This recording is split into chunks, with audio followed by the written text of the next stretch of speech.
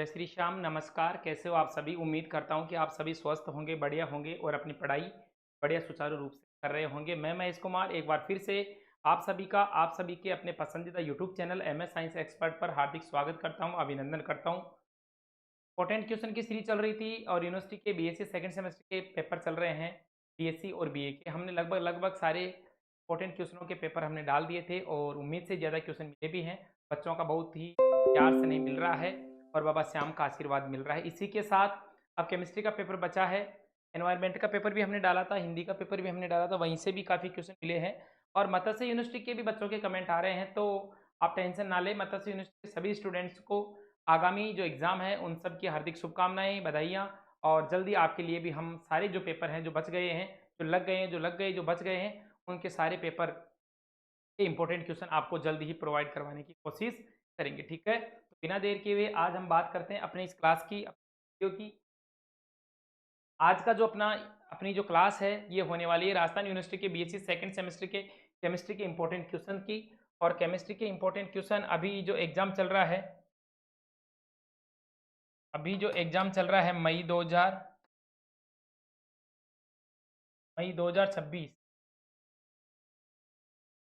2026 का 2 जुलाई को पेपर लगने वाला है। 2 को ही होगा, सही 2 को ही है, टाइम टेबल में और देख लीजिए 2 को ही है। जब भी पेपर लग रहा है तो इसके लिए हम आपके लिए लेकर आए हैं कुछ इंपॉर्टेंट क्वेश्चन। उम्मीद करता हूँ ये इंपॉर्टेंट क्वेश्चन आपको ज़्यादा से ज़्यादा एग्जाम में मदद करेंगे। क्या बच्चों के कमेंट आ रहे हैं, सर जल्दी से व्हाट्सएप पर भी मैसेज आ रहे हैं, तो आप टेंशन ना लें, आपके लिए मैं महेश जी सर हमेशा के लिए उपलब्ध रहता हूँ। आ जाइए, बिना देर किए हुए बढ़ते हैं अपनी क्लास की ओर।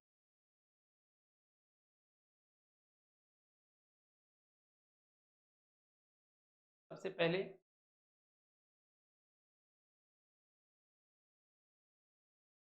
है, वो तो मैं बोलता जा रहा हूँ, ऐसी कोई बात नहीं। University of Rajasthan BSc second semester chemistry exam मई 2026 पर टिप्पणी लिखिए।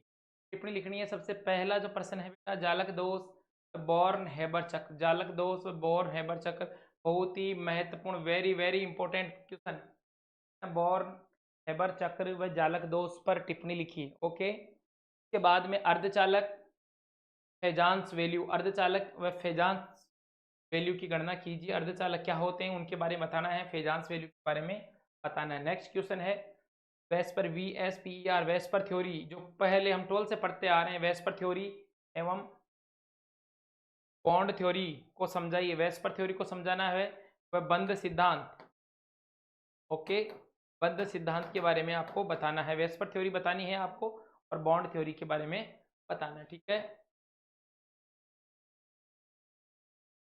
आगे देखिए प्रश्न संख्या 3, वांडरवाल्स बल व हाइड्रोजन बंध के बारे में बताइए। वांडरवाल्स बल क्या होते हैं, कंप्लीट इसकी व्याख्या करनी है। इसके अलावा हाइड्रोजन बॉन्ड प्रकार बनते हैं, हाइड्रोजन बॉन्ड उनकी व्याख्या करनी है, इनके बारे में विस्तार से आपको व्याख्या करनी है। प्रश्न संख्या 4 क्या कह रहा है, विदुर आघूर्ण एवं विद्युत ऋणता, विदुर आघूर्ण एवं विद्युत ऋणता के बारे में बताते हुए CO और NO कार्बन मोनोऑक्साइड और नाइट्रोजन के मोनोऑक्साइड की MOT स्ट्रक्चर बतानी है। MOT को समझाना, मोलिकुलर ऑर्बिटल जो थ्योरी है उसको बताना। किसके संदर्भ में बताना बेटा, CO तथा CO तथा NO। ओके,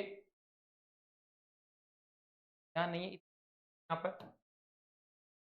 के बाद में मिनट सेकंड से कौन कौन से प्रश्न आ रहे हैं। सेकंड से पहला प्रश्न,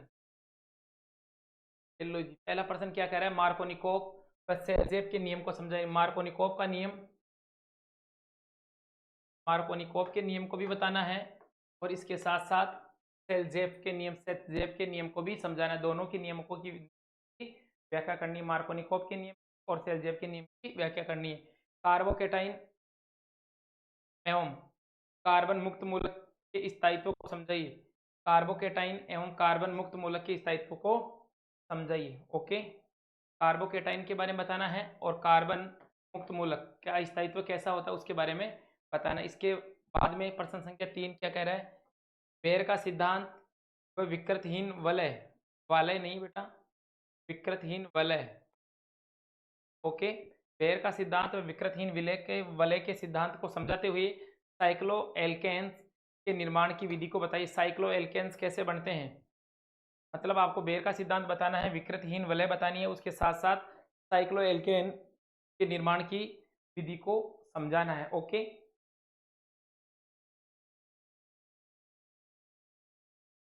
निम्न पर टिप्पणी लिखिए। प्रश्न संख्या 4 पर टिप्पणी लिखिए। पहला, हाफमैन विलोपन पर टिप्पणी लिखनी है। दूसरा, कार्बीन, नाइट्रीन व बेंजाइन पर आपको टिप्पणी लिखनी है। औपचारिक आवेश क्या होता है उनको समझाना है। ओके, इसके अलावा विलोपन अभिक्रिया, अगली टिप्पणी है विलोपन अभिक्रिया को समझाइए। विलोपन अभिक्रिया के बारे में बताना है।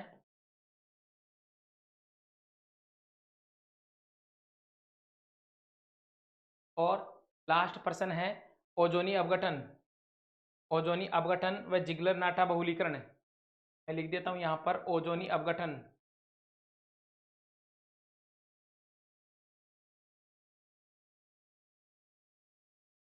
ओजोनी अपघटन के बारे में बताना है।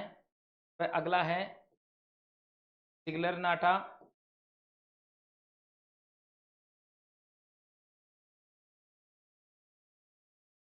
बहुलीकरण, जिगलर नाटा बहुलीकरण, ओजोनी अपघटन व जिगलर नाटा बहुलीकरण को समझाइए। ओके, 2 यूनिट हो गई। यूनिट संख्या 3 पर टिप्पणी लिखिए। टिप्पणी में आ रहा है बेटा केकुली संरचना व हक्कल का नियम, में केकुली संरचना व हक्कल का नियम पर टिप्पणी लिखनी है। सिग्मा व पाई, सिग्मा एवं पाई कॉम्प्लेक्स, सिग्मा एवं पाई कॉम्प्लेक्स बोल दो चाहे संकुल बोल दो, इनके बारे में बताना है। फ्रीडेल क्राफ्ट अभिक्रिया व बर्च अभिक्रिया, फ्रीडेल क्राफ्ट अभिक्रिया व बर्च अभिक्रिया के बारे में आपको बताना है, एग्जाम्पल बताने हैं इनके, और तो वह पैरा अनुपात बताना है। इसके अलावा डीडीटी व BSc, very very important, DDT और बीएचसी, यहाँ से सवाल आएगा, डीडीटी व बीएससी सवाल आएगा 101%। ओके,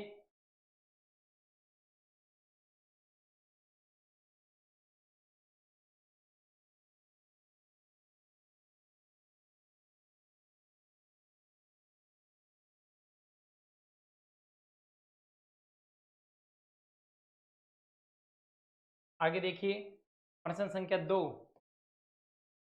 SN1 SN1 व SN2 अभिक्रियाएं, SN1 और SN2 रिएक्शन के बारे में बताना है। इसके अलावा क्लोरोफॉर्म के निर्माण, क्लोरोफॉर्म कैसे बनाया जाता है, क्लोरोफॉर्म के निर्माण की विधि को समझाते हुए इलेक्ट्रॉन प्रतिस्थापन अभिक्रियाओं को समझाओ। इलेक्ट्रॉन प्रतिस्थापन अभिक्रियाओं को समझाना है। पहले तो क्लोरोफॉर्म कैसे बनाते हैं उसकी कंप्लीट विधि लिखनी है, और विधि के बाद में इलेक्ट्रॉन से नहीं प्रतिस्थापन अभिक्रियाओं को समझाना है। ओजोन का योग, हेलोफार्म अभिक्रिया, इसके अलावा अगला है ओजोन का योग, हेलोफार्म अभिक्रिया और फ्रियोन, फ्रियोन के बारे में बताना है आपको। फ्रियोन एक और हेलोफार्म अभिक्रिया, हेलोफार्म रिएक्शन, हेलोफार्म रिएक्शन और ओजोन का योग, ठीक है ना, दिख रहा है ना आपको। क्लोरोफॉर्म के निर्माण की विधि को समझाते हुए इलेक्ट्रॉन से नहीं प्रतिस्थापन अभिक्रियाओं को समझाना है, और ओजोन का योग, हेलोफार्म और हेलोफार्म अभिक्रिया और फ्रियोन पर आपको टिप्पणी लिखनी है, ठीक है।